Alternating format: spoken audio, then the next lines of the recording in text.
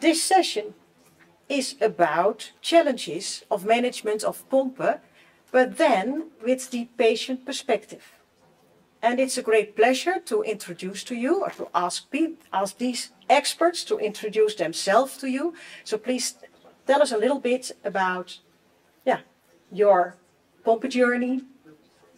Yes, would you like to start, Fabio? Hello everyone, my name is Fabio Di Pietro, I'm from Italy. I'm 45 years old and I have LOPD. My journey started when I was around 6 years old, and I was supposed to get my 2 tonsils removed, but they checked my blood test and they saw that CK and liver enzymes were elevated. So my journey started back then. And it took 9 years to get a final diagnosis. For all these years, I was misdiagnosed with a liver disease, hepatitis. So I was taken to northern Italy. I live in Sicily, which is in the south, but I was taken to the north of Italy, to Paris, to try to find what the real problem is. And then when I was around 15, a pediatrician, a neurologist, had the intuition that all these levels were caused by the muscles and not the liver. So I got my first biopsy done, and they saw that there was an accumulation of glycogen, and finally received a diagnosis. Back then, the disease was not even called Pompe disease, it was acid maltase deficiency. So that was my diagnosis. And even though I really didn't have any physical symptoms yet, I was playing tennis, and I also have a twin brother who doesn't have Pompe disease, so we were pretty much the same. I mean, I was a little less agile. We were both playing tennis, but I was less agile, so they were just saying I was lazy, I was a lazy kid, and slow. But then, after my 20s, I started to, have a very slow progression. I couldn't run anymore, so then it was very, very slow. And in 2006, I started enzyme replacement, and I'm still on the same treatment, myozyme, standard dose. And I also had a cousin, little cousin, who was diagnosed with infantile onset Pompe disease, and she didn't make it. She died when she was 1, and this was before treatment. And I remember that was very difficult because I was a teenager, so I was so there was no treatment, and so that was also a difficult part. And here I am. Thank you. I'm Wilma from the Netherlands. I'm 60 years old now. I was diagnosed 20 years ago. I noticed when I became 30 that I had some problems with climbing stairs, but it was okay. I was just thinking I need to go to sport a little bit more, and then things will be all right. But I got my daughter, and I noticed later that I couldn't pick her up very easily. And climbing stairs became more difficult. So I went to the doctor, and he found out that my CK level was too high, and there was also liver problems. So you see that Pompe patients are often sent to an internal doctor, whatever. And I was lucky because a lot of people get liver functions. Luckily for me, I didn't get them. And he sent me to a neurologist. And this was in a small hospital. And you see then it's difficult for those doctors to find out what you got. So he did some tests and he said, well, I don't know, your CK level is high, 500. So some people have that. So they send you home, and then you have to think for yourself. This is weird. I would try 1 year. I go to sport, fitness, 3 times a week. If it's not better, I have to go back. And that's what I did. And then you come to a university hospital, and then I got my diagnosis in 2004. I was then 40 years old. And I said to my sisters and my brother, you don't have to go to the hospital. I know that it's an inherited disease, But if you don't have any complaints, you won't get medication if there's coming a medication. I had to wait till 2007 before I got the medication. But I said, why would you know it now if you don't feel anything? Because it's doing something between your ears. If you don't have any complaints and someone is telling you that you have a progressive disease, you don't know when it starts, and it makes people very uncertain. And that's one part, I think, of not knowing it. And the other part is that you can also have social problems. Because if you want to change from insurance, for example, and you know that you have Pompe disease, even if you don't have any problems, you have to tell them and you have to say more. If you want to go for a mortgage, for example, it can give you problems. So I told my sisters and my brother, don't go. If you have any problems with climbing stairs or getting up from the chair, you know where you have to go to. You have to go to Rotterdam. Let's check and see what's coming out. Well, for many years, there was not a problem. But 5 years ago, I have to say that maybe 8 years ago, I was looking at my older sister, and I was thinking, I don't know. I told her, maybe you should check up. But she didn't believe that, and she said, no, I've got just problems with my knee, and that's okay. You can't force people to go to the hospital. But then my younger sister, and we are a little bit of an extra rare family, because my younger sister, she's also a carrier of Duchenne, and she got a son with Duchenne.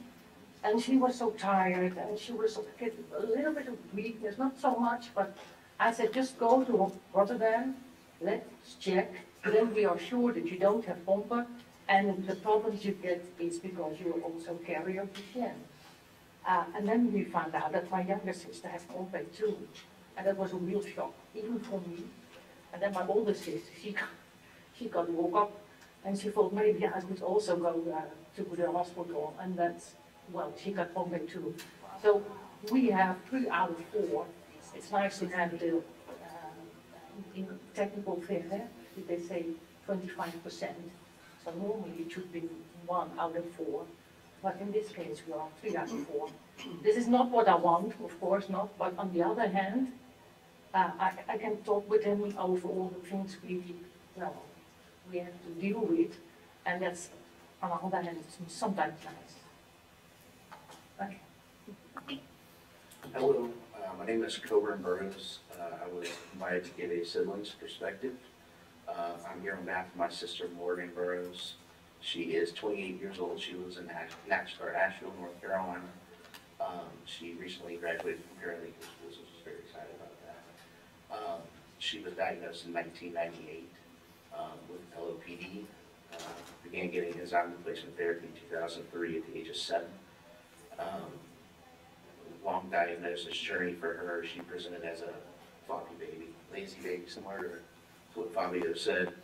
The diagnosis journey was long, and there were things that she lost while being diagnosed, searching for a diagnosis.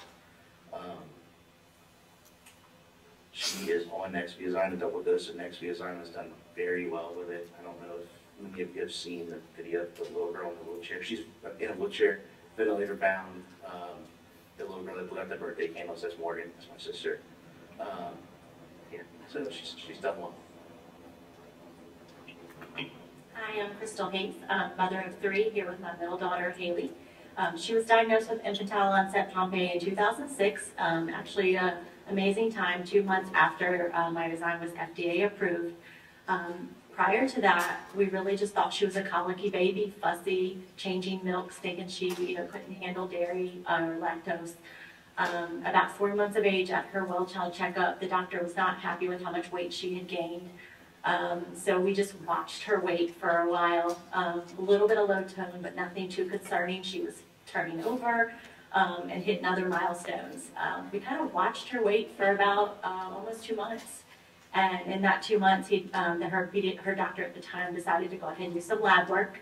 And then I got the call saying, go immediately to the hospital about an hour and a half away.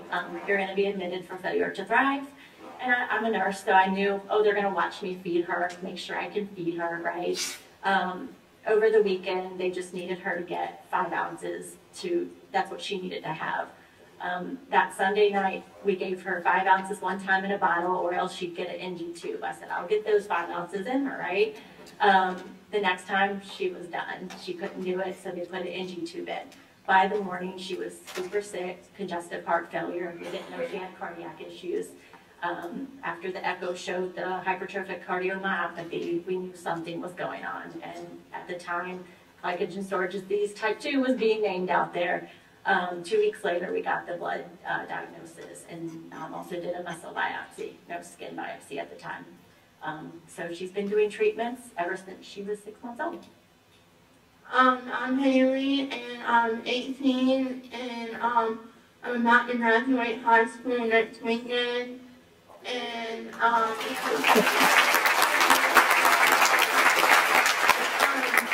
you understand where we're from? Okay. We live in Virginia, and I'm diagnosed with IOPD at 6 months old. Thank you. Thank you for sharing your Pompe journey with us.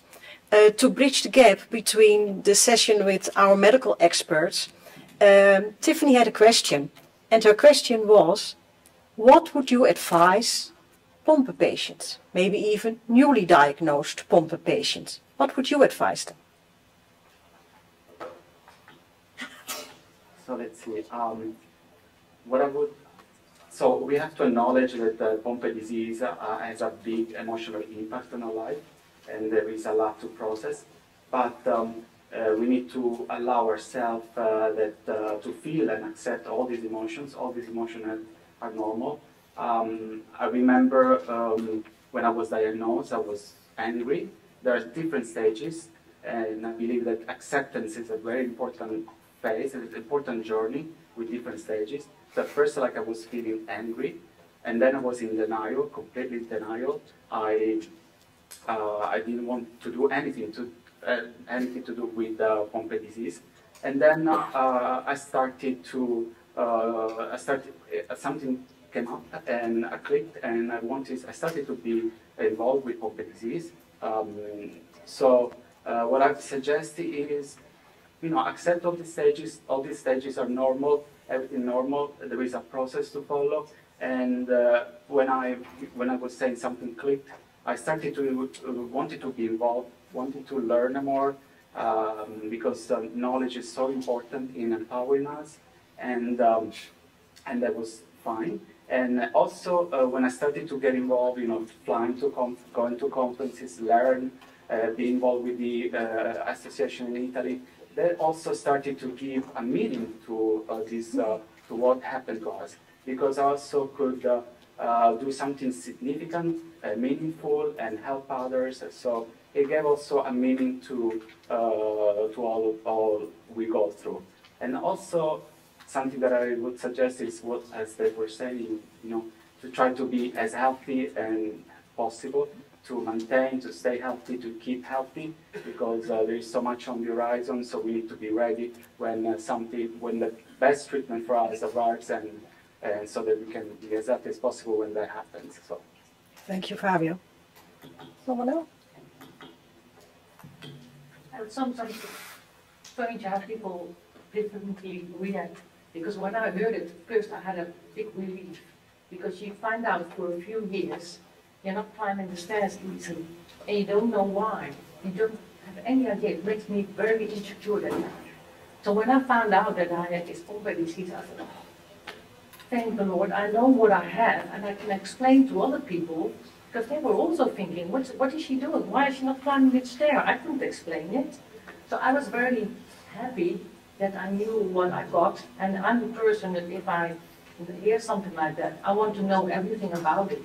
So I right away became a member of the Dutch Neuromuscular Organization. I want to read about it. What is it? What can I do? And I became a volunteer there to organize the Pompe Days, where, for example, Professor van der Ploeg also came, and she's telling about the disease and what you can expect about the future, and medication. That's giving me hope. And I know, just as Fabio, what is important is, because there is a lot of going on in the medication world, you have to keep healthy as possible. So not too much overweight, go to sport 2 at least 3 times should be better even.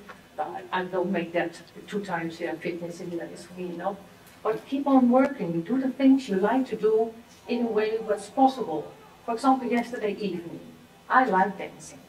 And I really was at a certain moment, I was standing there and I thought, yeah, I can't do it. And that moment made me sad. But then my daughter came and she said, come on, we're going on the floor. And that gave me a good feeling. It's a different way of dancing, but we were doing it and it gave me a very good feeling. So just do the things you want to do, maybe not like everyone else is doing it. Never think, oh, what will other people think about it? That's not important. The only persons who are important for you are your family and your friends, and what the rest is thinking of you.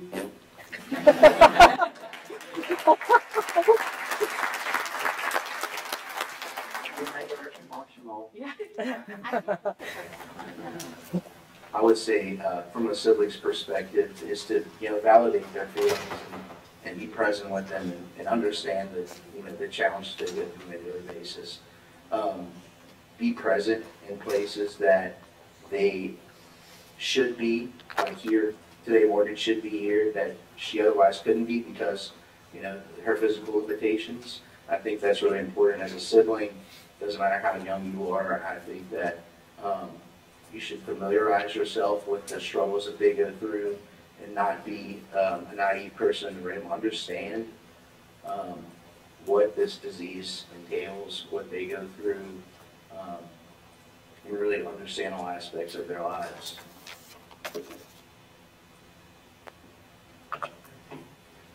I think personally for me, it's take it one day or 1 week at a time. I personally don't dwell on what may, what could, what is going to happen, and I try to just do what I can do in that day or that week to make things better, or just to not focus on those things that are going to make you sad but may not happen. And even if they do, you'll cross that bridge when you get there and deal with it. So that's what helps me. And I also think it's great to have a support group. I think that's super important, but also not to compare your child, yourself, your family member to someone who's doing better or worse or the same, because everyone, as you've heard today, is differently or is different and going to present differently. So just knowing that your child or yourself is going to take your own course, and hopefully you can have a say in what you do if you follow all the things the doctor said earlier. But that's the whole thing to say. Yeah, I think for me, sometimes it's hard, not being able to go out with my friends and do things, especially, now since I'm 18, and in high school, a lot of my friends like to hang out, and sometimes I just have to tell them I can't make it, and, but I think for me, like, even if I have to do it in a different way when I'm there, I still have the same amount of fun as they do. So I think just, even though I have to do it differently, just, do it anyway, and it's okay if I have to do it differently. Thank you. Well, any questions from the audience? Let's see. Oh dear. Yes, over there.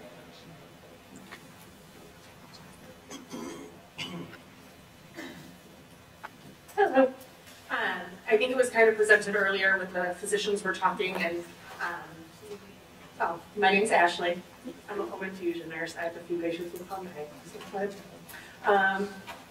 But it was the concept of newborn screen and when should we treat young patients came up, and it was posed to be to ask the Pompe patients, if you're not symptomatic and you're not, your biomarkers may be altered, but you're not symptomatic, would you still want to be treated? The question, it was regarding treating newborns or infants who we know have late onset, who maybe have some biomarkers but otherwise symptomatically are okay, and what's the best decision for those children to treat, and while it may not medically harm them, it does alter their lifestyle, or do we not treat and you usually become symptomatic?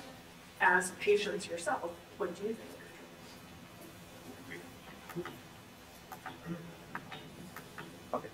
we always say knowledge is power, and I would like to know that, and I would like to be treated and not, I mean, and start treatment and before any symptoms appear, so to avoid any damage, that I know that damage would not be, cannot be repaired. So I would say yes, I would still want to be treated. And it's the same for me. Yeah, I would be really doing, because it's also important for choices you want to make on school and study, what you want to do for the rest of your life. And then you know more about your possibilities and things. If you know it, you can make better choices. I think Morgan would unequivocally agree with those things, that if she knew there was a chance that she would experience a more progressed disease later in life, she would want to be treated even while she was asymptomatic. I was thinking about this a lot while we were talking about this earlier. And we've been doing infusions for 18 years, every week, full days, taking her to the hospital for about 10, 12 years in home infusions. She has infantile onset, of course, but we know many families with late onset. My thought is, it has become a part of our life. While it was disruptive initially, it's every day. I don't even think about it anymore. She doesn't even think about it anymore. There were times growing up that her doctor would say, would you like your infusion to be shorter? She's like, no, I like my nurse. She's going to stay here with me. So, you know, she really liked her infusions. She liked going to the hospital, and that was her fun day with art therapy and seeing the nurses and talking. That's how she loved it.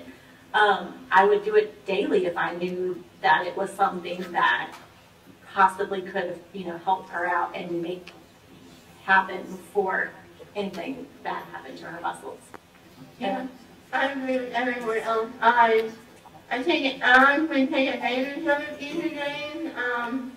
I get more, not every day, but it, you know, kind of distracts me. Sometimes it may take, 4 hours, that's a long time, but for me, I do my schoolwork, I talk to my nurse and do other things, and I'm like, and sometimes my nurse looks at me and she's like, you're not, and I'm like, it's just 4 hours? So yeah, I definitely agree with everyone else. But I think it's also important to work with your provider and, again, know those things that they should be looking for. To me, the physical therapy things, that's scary to me, knowing that, oh, this is happening now, then what have we already lost? So maybe there are other labs and things. And also, I know a lot of people aren't as fortunate to have providers that are super knowledgeable with Pompe disease. So getting those connections to those providers, I think, is really crucial for a lot of patients. You know, I also say that because I get a paid day off from work.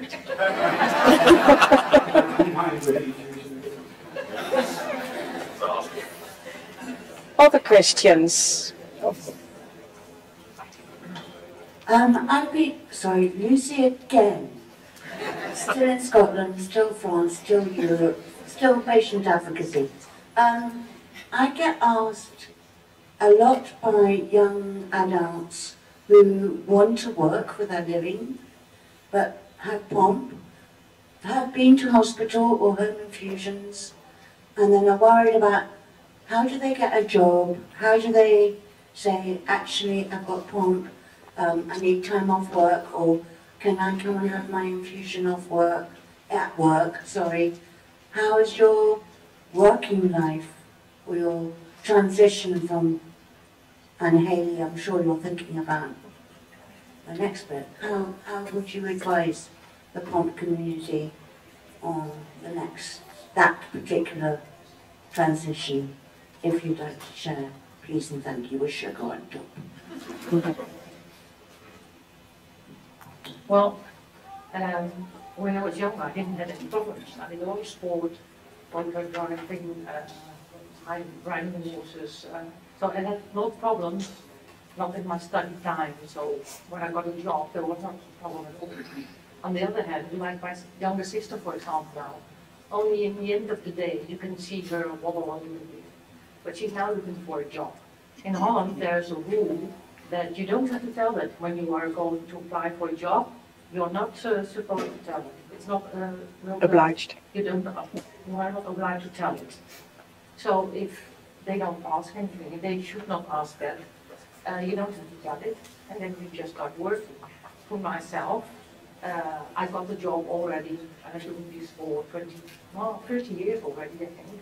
And I got my exemption at my work, and then on my home infusion day, I just work at home. So I don't miss a day or something, I just do it at home. And then the other 2 days I work at the office.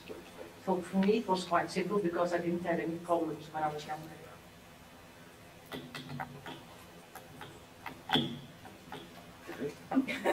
Yes. I would say, so most of the jobs now are like working in front of a computer. So it looks like no one is doing labor jobs anymore. But most of the jobs are in front of a computer. And, COVID came, and for instance, in my case, before COVID, I was going every day to the office. And I live in Sicily, which there are so many difficulties, it's not accessible. And I was thinking in my mind, how do I do that? I mean, it's difficult, I was getting up early, getting ready, and then go to my car, driving to the office, and then spending there 8 hours. And then COVID came, and I started working from home. And that actually solved the problem. And I'm still doing that. So there are so many jobs that you can do. I mean, not so many jobs. Most of the jobs are now in front of a computer. And there is this possibility, not only bad things came with COVID, but also good things. And this is something good for us, So working in front of, you can do that from home, working just in front of a computer. So I would recommend seeking something like that. Would you like to comment, or shall I go to the virtual? There's a question from the audience sitting back home, following us virtually. The virtual from Paloma Juarez. For Haley and Krystal, hi! What are your plans for after high school? When making those decisions, how do you two decide or organize Haley's care and treatment? What are question marks still for you when transitioning from a pediatric patient to an adult patient? Hi, Wilma, we miss you. What was the question? Yes. What are your plans for after high school? And then when making those decisions, how do you two decide or organize Haley's care and treatment? And what are question marks still for you when transitioning from a pediatric patient to an adult patient? I'm so excited to hear from you, Wilma. So Haley's finishing up her school, as you just heard, and I think we're in discussion of what she's going to do next. I think, community college or online school, thankfully online is, happening these days. She'll go through that. We've had some discussion of, going to a school nearby. There's a lot to think about in regards to accessibility and care related to that. Is it possible? Yes. It just will take a lot of time and figuring out the details before we get there. And I'm ready to finish that part, and then we can talk about transition. Yeah, I think my plans are right now to do community college. I want to stay home a little bit more and see my parents and then see my little brother grow up more. So I think right now I'm going to do community college in the fall. I want to be a social worker in my fall. So, I think that's my plan as of right now. And then the transition to adult care, I think that was the question, that's been really difficult since she's now 18. We talked about that in one of the presentations that Zach did yesterday, which was phenomenal. It's really hard because you don't know till you get there if this doctor's gonna, go ahead and turn you over to the adult doctor now, or the next time you call to schedule an appointment, you can still see the pediatrician or this pediatric specialist, but next time you call you can't. It's not a specific age requirement. Sometimes it's 18, sometimes it's 21. We found that to be a little difficult. Plus with infantile on top of that, in my head, I guess I knew people with pediatric cancers that followed through with pediatric doctors their whole life or however long, and that doesn't seem to be the case so far, maybe except for the cardiologist. But that makes me worry, I think, because you're going through with adult pulmonologists and other people that are definitely familiar with late onset, but is there anything with the infantile population that they could be missing? So that gives me a little bit of a worry, but thankfully we have a great team that is very familiar with Pompe, so I could imagine that might be difficult in other places. I agree with what she said. There's a question over there. Yeah. I was actually, hi, Laura again from PG. I was just going to respond to what you said. There are lots of laws in the U.S. also that, like there's GINA and then there's the ADA that make it so that you are not required to report on your medical thing if they're private, right? And then there are laws that prevent discrimination on the basis of that. So. Any other question? Olivier, Scott, Red, Dimitri. Question? Okay, question.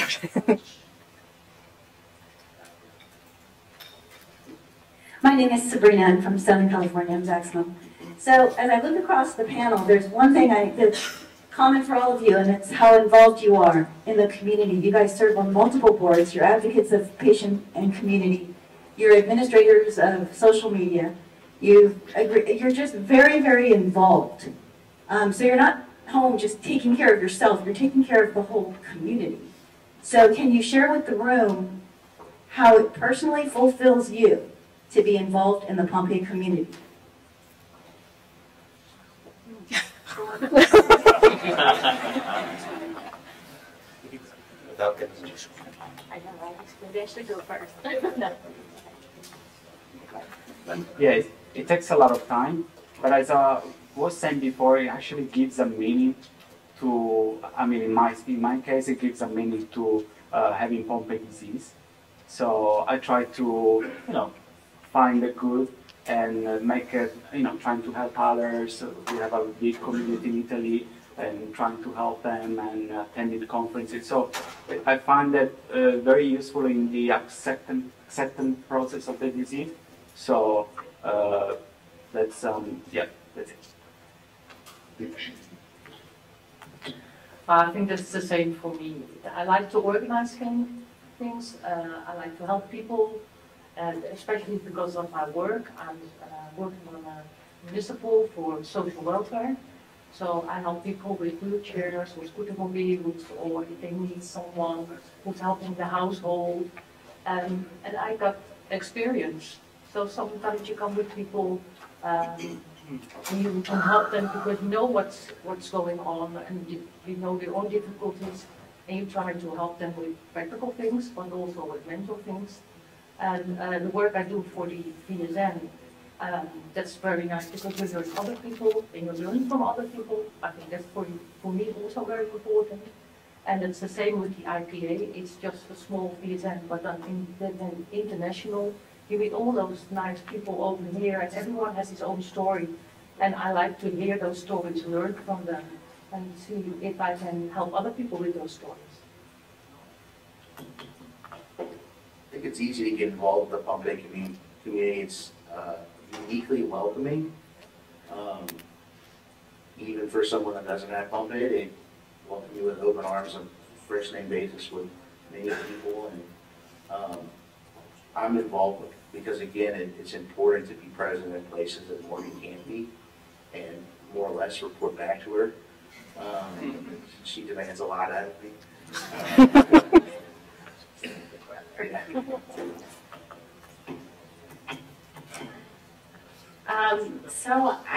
I honestly wish I had more time to be involved. I feel like I'm involved, or I used to be more involved, but there's always more time. I think newborn screening has been something extremely passionate of Haley and ours, because that was something that we didn't have in 2005 when she was born. We knew if it was present, would the outcome be better? I mean, we've seen the data, right, for your treatment. And so that it's still missing in some states. So I think us being advocates in North Carolina and Virginia to get that pushed along is really important, and it could be for other things, not just newborn screening. It could be disability rights or accessibility in your state. There's places we bring this chair because we don't know what building she can get into in a power chair. We can lift her in this if we have to, but not a 400-pound power chair. So I think there's definitely changes that still need to be made, and that starts with this community. But also, y'all are here and y'all are listening online, like you want to be informed about yourself. I think it really makes me sad for those people that I see that maybe don't have that support or don't have that means of getting to those. So if we can kind of attach onto them and invite them and tell them, I think we'll see that the outcomes for those folks are so much better as well. yeah, more, I feel like I don't have enough time, because many years ago I created my own Facebook page, and now I haven't posted anything on that in like over 2 years.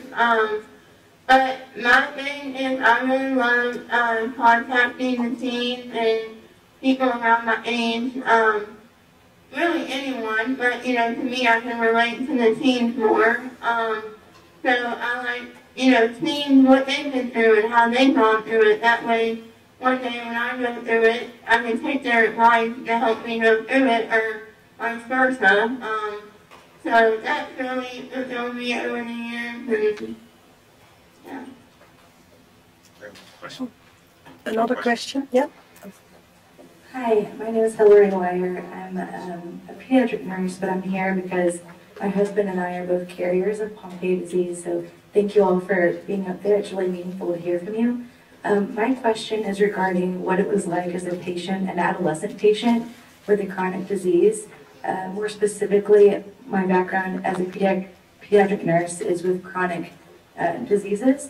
So I've seen a lot of kids who have intensive treatment for years, and then they reach, 11, 12, 13, and then decide, I don't want everyone telling me what to do. This is my life. I'm tired of people telling me I need to do X, Y, and Z treatment, and kind of become more rebellious with their treatments. And it's hard for their parents themselves and their doctors, their care team, to decide how to progress.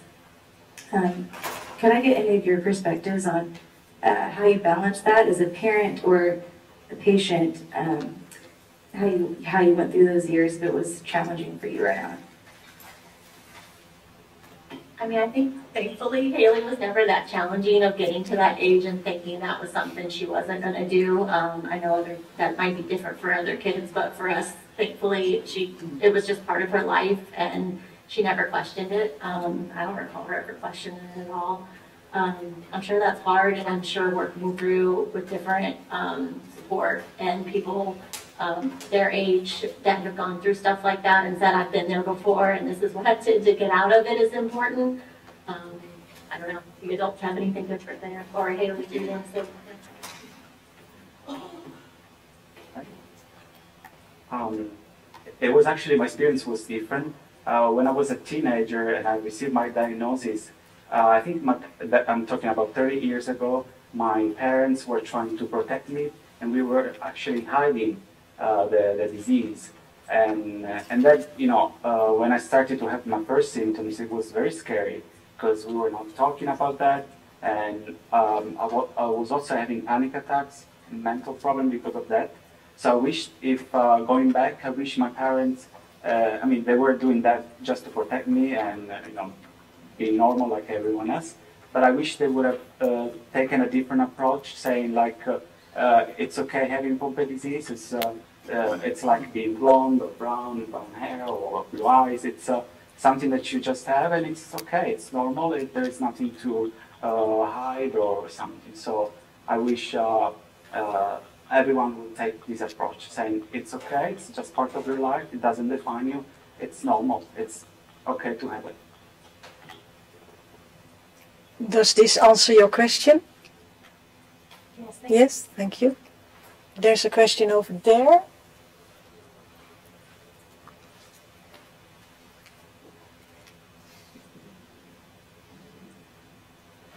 I just wanted to add something. I'm with 3 young children as a home infusion nurse with Pompe. 2 are just about 6 and 1 is 8. And one of them has been on treatment since approximately 11 months old.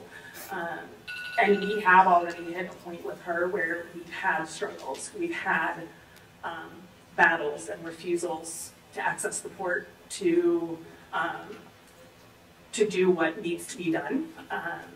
And it's hard. She has a fantastic family.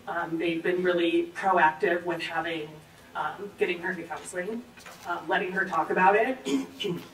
I always validate what she's feeling. When she screams in my face, I hate having Pompe, you hurt me, because I'm the one poking her with the needle. I say, you're right. I am poking you. This sucks. And I think that's really important for, families and the care team and the nurses who are caring for them is to not rush it. There's been days that it's taken me an hour and a half to access her port because she just needs that time to understand that I'm listening to her and that I'm giving her a little bit of control in the situation. So yeah, I mean, I think it is something that will definitely happen, and I can see she's a spitfire. I love her so much. I could see as she gets older, we're gonna hit this again. It'll happen again.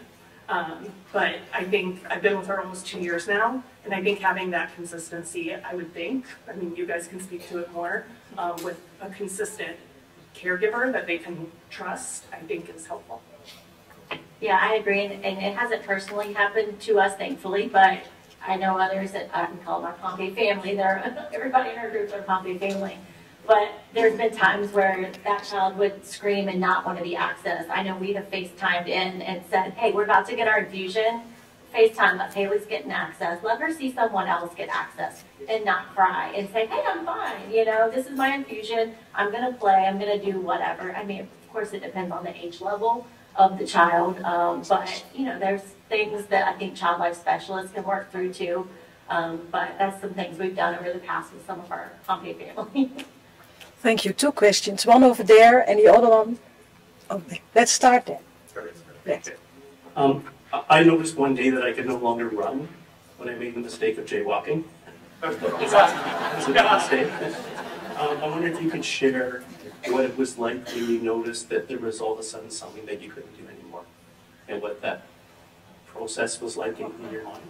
Because I've talked to some people, and it's quite a traumatic thing when we realize that something that we could always do, we no longer can anymore. I wonder if you could share. It's very stressful. I think it's well, I was talking about earlier this process, but it's very stressful because you have to continuously adapt to new things, and that's why I was saying something about acceptance and taking care of yourself and about your mental health and seeking help when you need it. Because it can be very stressful when you can no longer do something, and then the following year you have to adapt to something new. So be surrounded by family, friends, partners, and seeking help when you need it. Just seek your support, and it's okay. The progression is going very slowly, just like Fabio saying, one day you can do this, and the other day it's giving more problems. For me at this moment, I think that not many people are here talking about this subject, but it is a subject what is now bothering me, so I just throw it on the table. That's making use of the bathroom.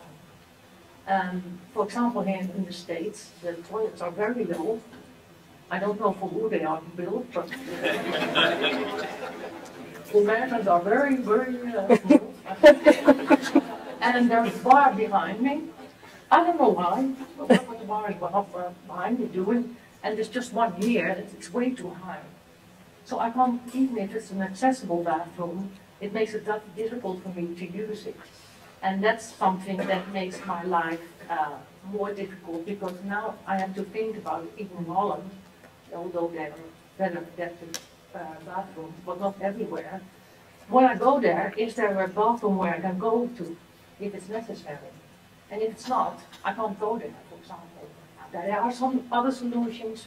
I won't throw that on the table now, but there are some other solutions, but that makes, there are every time things you have to deal with. So, yes, last year it was okay, and this year I find out that it's become more difficult to make, for example, use of the bathroom. About what Fabio says, you have to find your own ways, find help,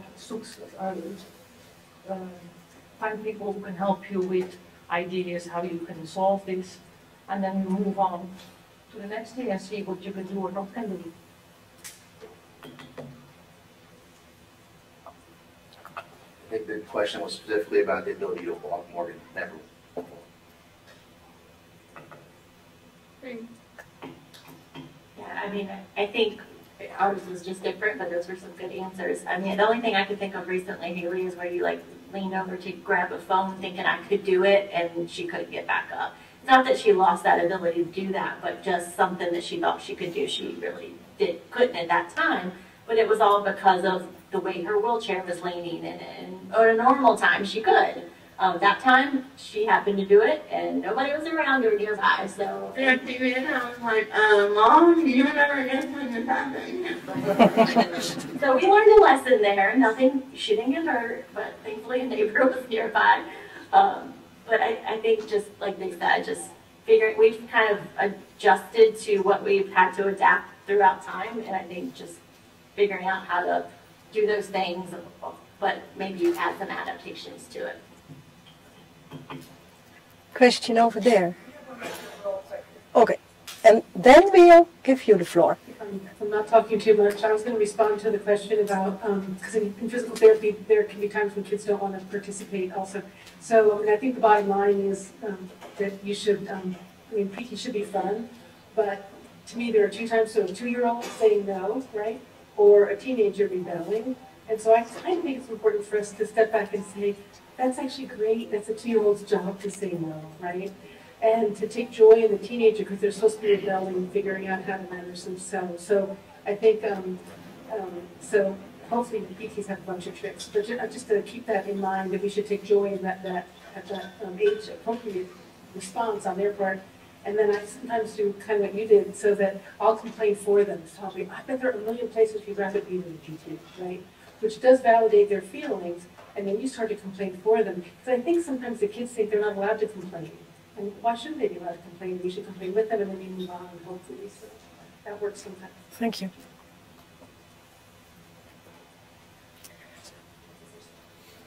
Over there. And that will also be the last question before I hand the mic over to Tiffany to ask her to comment on this session. So I'm going to kind of answer other question too.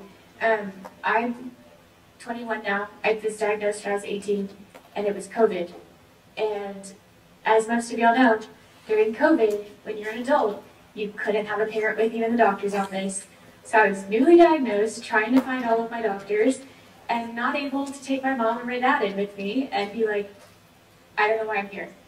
Like, I don't know what's going on. I don't know about this disease yet. I don't, like, why am I here? What do you do? Like, what are you here for me? And there's times when I was just like, I don't want it all. Like, I'm 21 years old and I don't want to go to the doctor for a full week in August because I've chosen the nursing school path and I really only have like 2 weeks off. And I spread my doctors out typically June, July, and August. I don't have that choice anymore and I have to see like 10 plus appointments in 1 week. That's daunting. That's so daunting. And it's like, I don't want to see those doctors. Like, I don't want to go. I don't want to be there. I don't want to do infusions. I want to be a normal college student with my friends, doing the things that I want to do. But, and I've talked about this with my therapist, and I was like, it's so hard to sit there and not be able to say anything to anyone, really, because you don't want to seem ungrateful that you have treatment for what you have. And so I'm like, it's so hard. And she's like, it's so hard, but you just said it, you have treatment.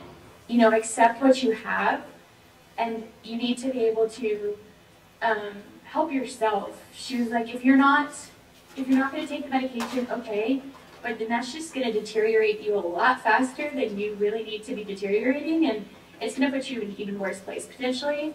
So it's truly hard being a teenager and trying to live through that experience, especially if you got diagnosed pre-COVID or during COVID. It's like you don't want to do all of it. You don't want to, but you know it's in the best interest. Thank you. Comments from the, would you like to see? Well, I can imagine that if you're on your age, you want to do what other girls are doing, going out, hanging out with boys, girls, it doesn't matter. But the only advice I would give you is choose your battles. And what I mean with that is, you have maybe not as much energy as other people have. So choose the things you want to put your energy in. And if it's going to the doctor is necessary to make sure that you got more energy the day later, just do it. because you can use that energy to hang out with your friends. So that's the only advice I would give you. Use your levels. Then Tiffany.